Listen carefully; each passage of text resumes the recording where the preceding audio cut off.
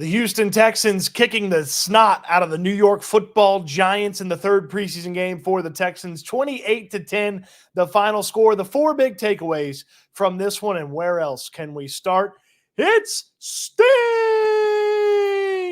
Derek Stingley with a fantastic game, and he really didn't play that much. I mean, Derek Stingley, what else can you say? It's not supposed to look that easy. I promise you it is much more difficult to do what Derek Stingley does than how easy he makes it look. The interception, he basically ran the route for Jalen Hyatt and plucks the ball out of the air. He read Daniel Jones like a book, like a very easy to read book, like a picture book, and almost had an interception that would have gone for 6 on one of the very first plays of the game. I mean, he is playing at the most elite level right now. You see it every single day in training camp. He's one of the best players on the field when he steps on there. You saw it at the end of last year once he returned from the injury. I'm not also sure that he isn't even better than the version that he was out there last year. A full season of Derek Stingley on the field likely produces an all-pro. And I'm not talking about a second-team all-pro. I'm talking about a first-team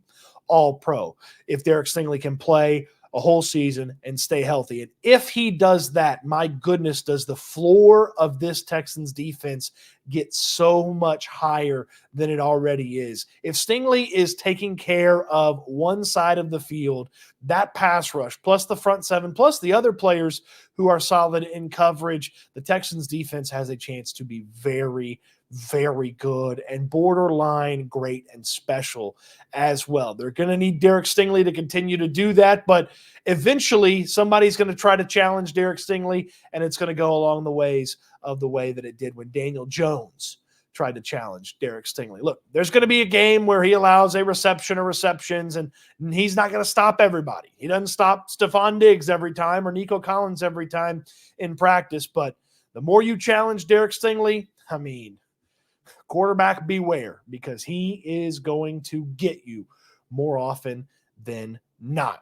Sticking with the defensive back, how about Jaylen Petri's performance? And I'm not even talking about the pick 6, which was obviously incredible. That was as much Pitre as it was the rest of the 10 guys on the field. There was excellent pass rush on that, good coverage, and then Daniel Jones just makes a boneheaded decision, throws it to Pitre for the easiest interception of his life. I'm talking about everything else that Jaylen Petri did. He was in there on a tackle for a loss.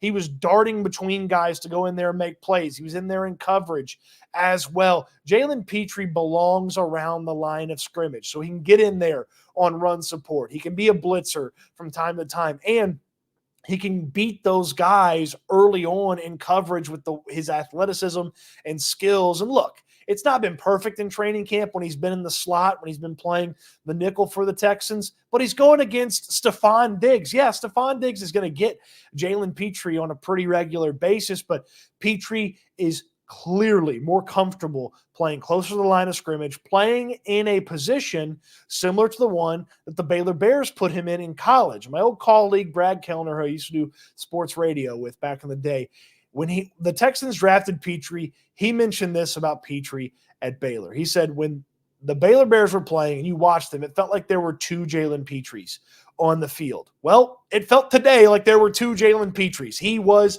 everywhere. And if that type of player is a weapon that the Texans can deploy on defense, maybe as the nickelback, maybe as the safety, maybe putting him in on the field as an additional defensive back and blitzing him using his athleticism off the edge. There's so many different things they can do with closer to the line of scrimmage Jaylen Petri. I'm excited to see him get deployed, and he's continued to get more and more comfortable in that spot at the NFL level.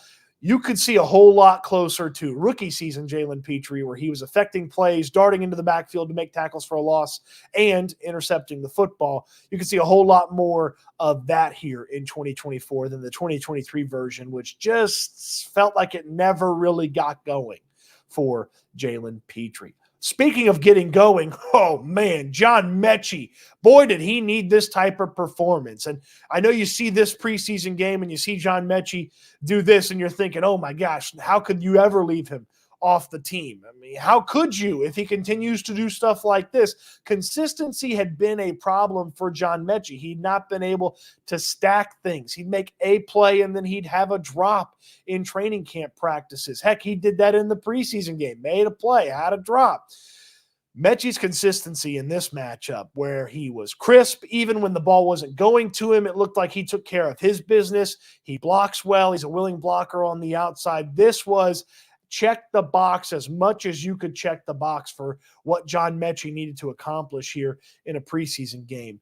This is not a settled wide receiver conversation by any means. And I've told you this time and time again. There was always time for John Metchie to claw his way back into the competition to be the 5th and 6th wide receiver for this team. There was always time for him to do it.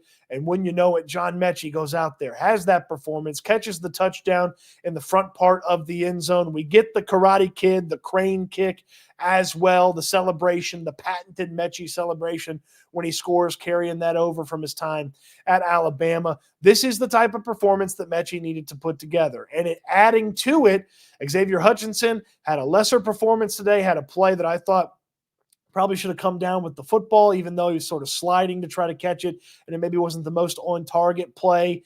And then Ben Skoranek didn't play. He's been dealing with an injury. He hasn't even been practicing. So Metchie's had the opportunity to claw back into this competition, make himself a factor for that 5th and 6th wide receiver spot, and he did just that with the performance he had in the preseason game against the Giants. 6 catches, 68 yards. Let me double check those numbers, make sure I don't want to short him any. And a touchdown to go with John Metchie on that one. The performance he needed to have. Now, a couple of practices, a joint practice, maybe some more action in another preseason game. There's still time to solidify his spot in that 5th, 6th depth chart spot for the wide receivers. Metchie certainly, if he can build off of this, he'll do a lot to make himself a tough cut for this Texans team. The performance that he needed in this game made the most of his opportunities. That's all you could hope for if you're John Metchie. And man, it sure does feel nice to see him do the crane kick. And if you saw the celebration on the sidelines, CJ Stroud, John Metchie, great handshake. They got like a basketball, like a baseball thing. I mean, I wish I had cool handshakes like CJ Stroud and his teammates. I don't. Maybe my buddy Landry Locker from the locker room, we can do like a cool handshake. There's no chance he'll do that with me. Maybe when I see one of you out in public, we can do a cool handshake. We'll have to come up with a secret handshake. Like, okay, doesn't sound as cool as I thought it sounded. 4th big observation, big takeaway here is I know that there were some questions about how that defense looked a couple of times. Daniel Jones, once the starters on defense were out, sort of marched down the field, had a little bit of success, and a couple of moments where the football was moving a little bit. Ultimately, the defenders that you saw took care of a lot of business there in the 4th quarter. Solomon Byrd forced a fumble. Max Tooley forced a fumble that Lonnie Johnson picked up and ran back. They had a really solid performance there at the end, but there was a little bit of, first couple of guys off the bench. Daniel Jones got going a little bit against them. You didn't really see the true depth that this team is going to have in this matchup because MJ Stewart didn't play in this one. Jeff Okudah didn't play in this one. Those are 2 guys that are depth pieces there in the secondary. CJ Henderson wasn't playing in this one. He's better than some of the guys that they have put out there. So when you see a guy make a mistake there in the latter part of the 2nd quarter, right before halftime, or right in the beginning of the 3rd quarter, I wouldn't read too much into it. A lot of those guys are practice squad candidates or not going to make the team type of guys. I don't really believe the true depth that this Texans team can showcase was on display. And you have to remember, even if you've got a backup cornerback, a backup safety, a backup linebacker in there, you will have your regular rotation of defensive linemen in there. So